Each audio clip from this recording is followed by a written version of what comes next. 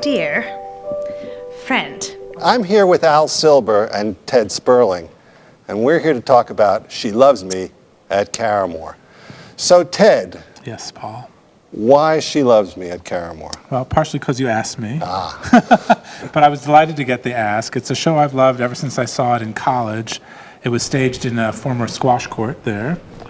And I've wanted to do it ever since, and particularly wanted to do it with Al Silber and Santino Fontana ever since I met the two of them, found out that they were old friends. Santino and I were, putting our heads together and said, what show should we do? And I said, She Loves Me. And so when you suggested it, I thought, bingo. We've been doing some casting for this, and one of the interesting things that come up is every agent we speak to knows this show and loves it, and most of the artists that they represent want to be in it. What's so special about it? Well, it's a real ensemble piece. There are great roles throughout. The people are very well fleshed out. They're people with a lot of complexity. And the music is great, and so is the book. They're written by people in their prime.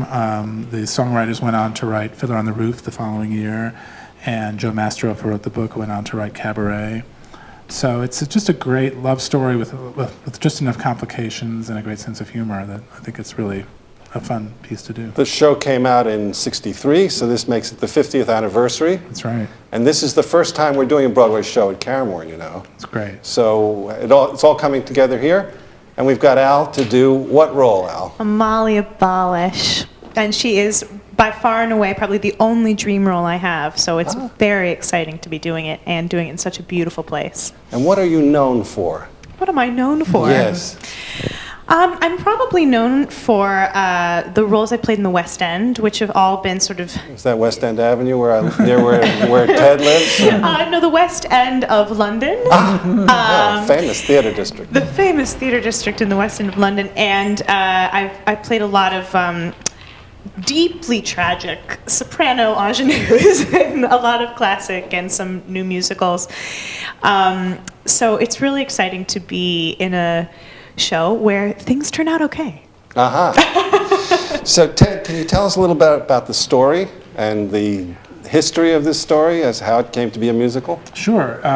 She Loves Me is based on a Hungarian play called Parfumery, which takes place in a perfume shop. It was a hit show in Hungary and then was adapted for the movies as The Little Shop Around the Corner, starring Jimmy Stewart and Margaret Sullivan, which was a big hit, directed by Ernst Lubitsch. And then was also adapted as a musical movie called In the Good Old Summertime, starring Judy Garland and Van Johnson. And then was made into this Broadway musical. So it has a long story, and then a long history rather. And then even more recently was adapted once again for the movies as You've Got Mail. So if you have seen any of those, you have a sense of what the story is. It's about a group of people who work in this perfume shop, but particularly these two young people, Amalia Balish and George Novak, who drive each other crazy at work, but unbeknownst to them are carrying on a very passionate romance anonymously through the mail. They call each other dear friend. So we as the audience know that there's this double layer to their relationship, and we can enjoy the ins and outs of it. And then finally, midway through the show, they meet in person, but Amalia is still in the dark because she gets there first at their date. And ultimately, at the very, very last minute, things sort of turn around for them. You've said it's an ensemble musical. Tell us about some of the other characters and how they interact. What's going on? Well, there's the owner of the shop, Mr. Maracek, who is worried that his wife is having an affair, and he is mistaken about who that affair is with. And then there's sort of a comic couple, the secondary couple, Ilona Ritter and Mr. Kodai, who's sort of a rake. He was played by Jack Cassidy originally. Yeah. There's also a young character we were doing casting for yesterday that you were part of, who plays the delivery boy for the shop and is very eager to become a full-time clerk. I can now sing Mr. Maracek, Try Me. I've memorized all the words 20 times in 3 hours yesterday. We picked the winner. We're not going to tell you today, but he's going to be great. That was so much fun. Yeah. So, And then there's a cameo role for the head waiter at this fancy restaurant where the two of them are scheduled to meet, and that's a great part too. a romantic rendezvous. Not quite what you're expecting when it actually works out, but it's a lot of fun. Second, but tell us about the musical setting for this. What's special about it? Well, you know, in the golden age of musicals, composers and lyricists found ways to evoke the place and time in which the show takes place without literally slavishly copying.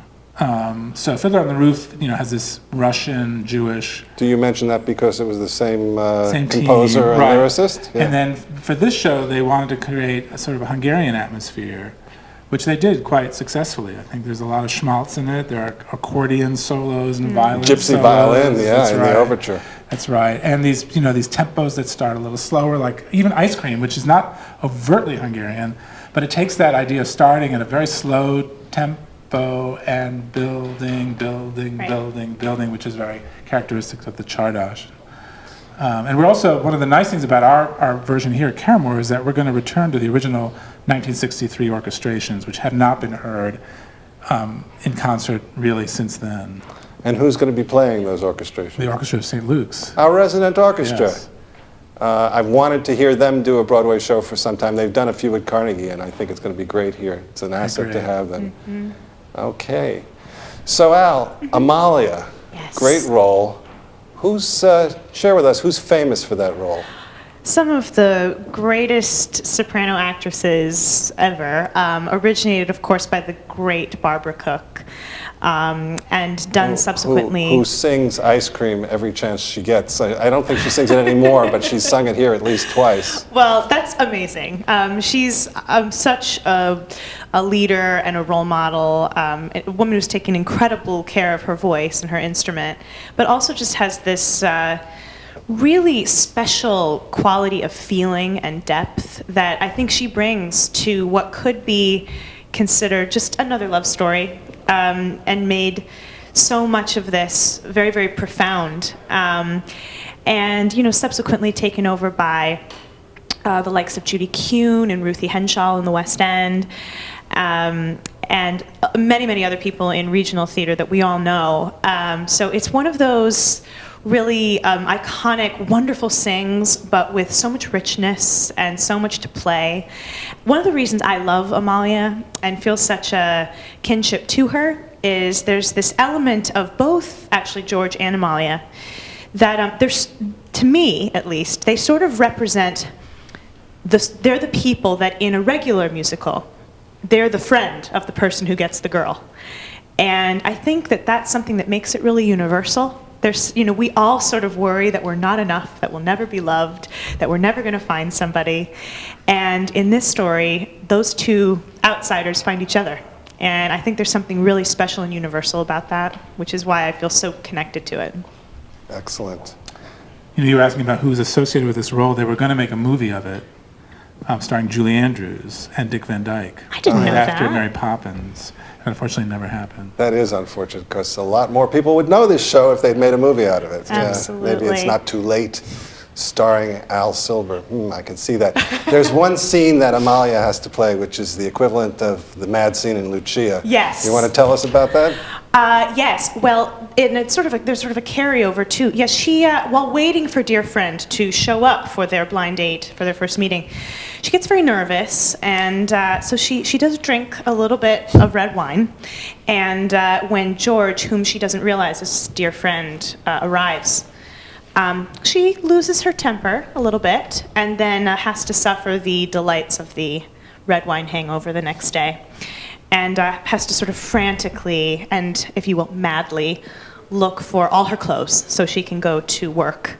And it's delightful. Where's my, which is Where's my other shoe? My other shoe.